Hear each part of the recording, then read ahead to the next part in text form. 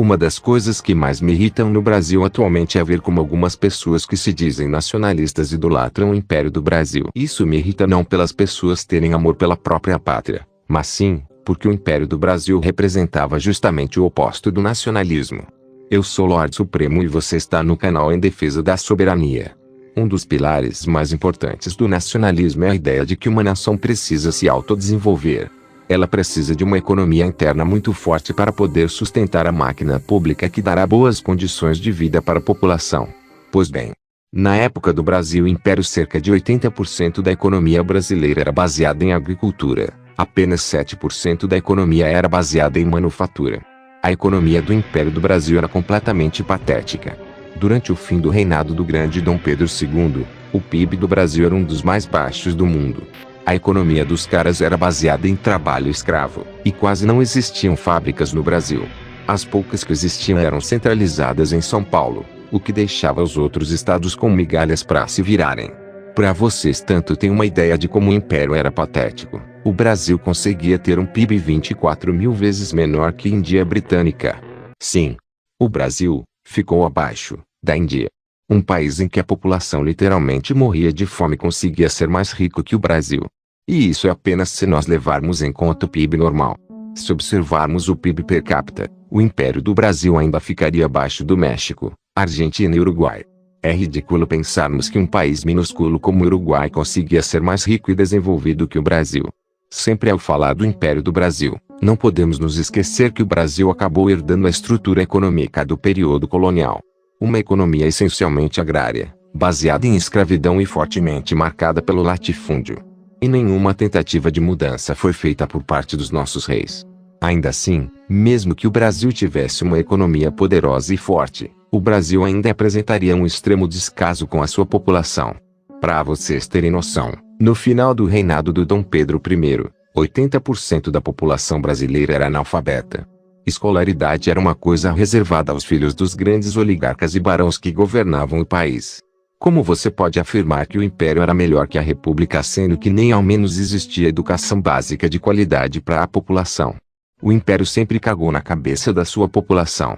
O povo nem podia eleger os próprios representantes, já que o Império adotava o voto censitário. Ou seja, o cidadão só estaria apto a votar caso ele comprovasse uma renda mínima anual de 100 mil réis.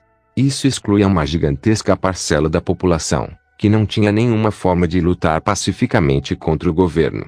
O próprio Dom Pedro I era um ditador que nem ao menos se importava com o seu povo. Enquanto Dom Pedro I morava em um palácio de luxo e vivia traindo sua esposa com amantes em volta dele, a população vivia em pobreza, principalmente no norte, o que desencadeou diversas revoltas por lá, como a Balaiada, a Confederação do Equador, a revolta do Ronco da Abelha entre diversas outras que surgiram da insatisfação popular e da elite contra o governo. Os monarquistas falam que a invasão do Uruguai era justificada pelo Uruguai ser dominado por maçons e liberais, o que não faz o menor sentido. Não existe nenhuma prova de que isso realmente era verdade. Eu queria muito saber onde estavam esses maçons e liberais quando Manuel Uribe foi deposto e o Uruguai foi invadido. Sem falar que isso é minimamente irônico levando em conta o fato de o próprio Dom Pedro era maçom. Sim, existiam lojas maçons no Uruguai, assim como existiam lojas maçons no mundo inteiro inclusive no Brasil. Eles nunca tiveram poder relevante sobre o país, e politicamente foram derrotados pelos nacionalistas do Partido Branco e Colorado. Não bastava o Império ser um país pobre, oligárquico e atrasado, ele também era imperialista. Amigo, eu sei que você é um fanboy do Império, mas eu quero que você me explique com argumentos e lógica. Qual é o sentido da gente anexar o Uruguai? Eles não têm a mesma cultura que a gente, não têm a mesma origem que a gente, eles nem sequer falam a mesma língua que a gente. A invasão de um país para mim seria totalmente justificada caso ele fosse um país liberal governado por maçons e entreguistas.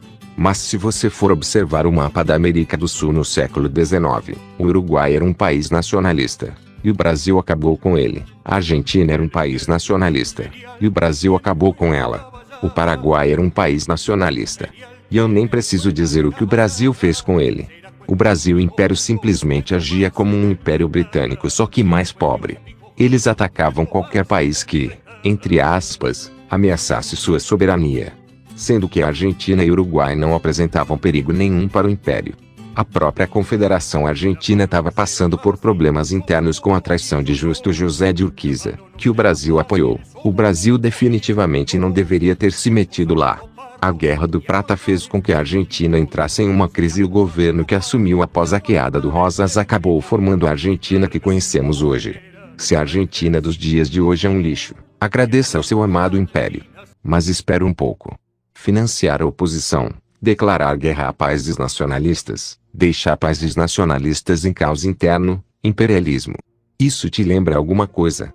O Império do Brasil adotava a exata mesma prática que os Estados Unidos, porque no fundo ele não era um império nacionalista, ele era um império liberal, e sendo um império liberal ele adotava o mesmo imperialismo dos Estados Unidos.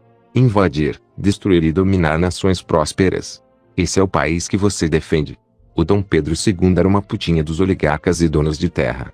Enquanto a Confederação Argentina proibiu a escravidão logo após conseguir sua independência, o Império foi o último país da América do Sul a abolir a escravidão, justamente porque a putinha do Dom Pedro II tinha medo dos oligarcas darem um golpe no país.